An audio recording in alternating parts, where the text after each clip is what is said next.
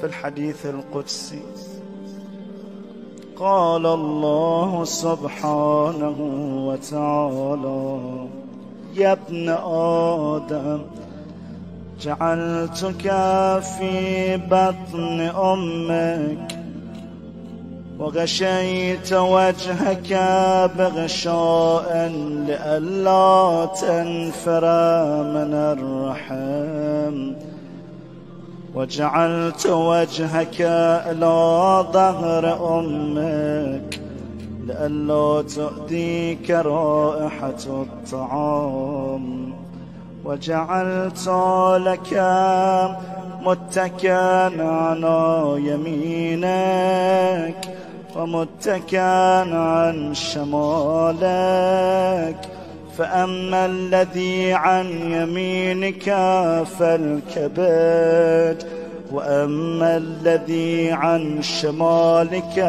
فالطحال. وعلمتك القيام والقعود في بطن أمك، فهل يقدر على ذلك غيري؟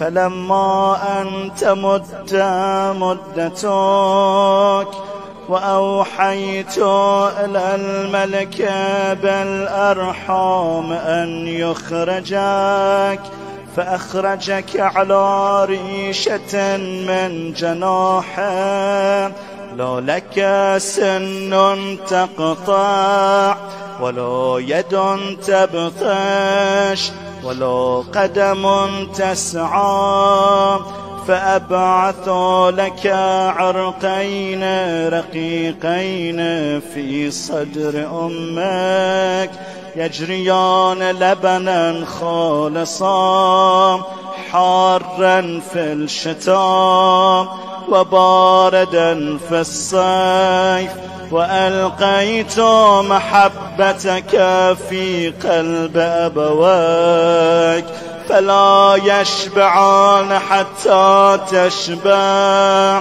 ولا يرقدان حتى ترقد. فلما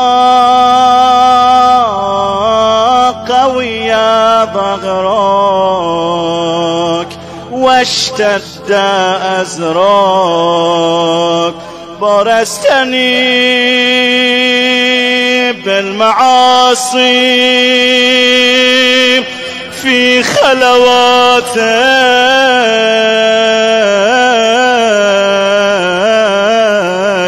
ولم تستح مني.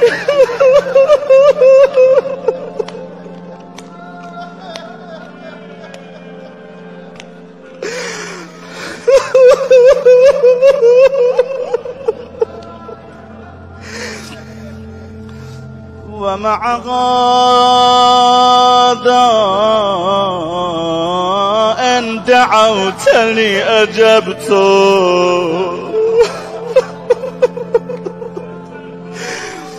وإن سألتني أعطيت، وإن تبت إلي قبلتك.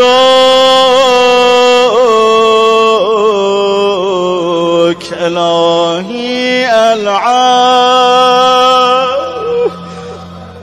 إلهي العافية، إلهي العافية.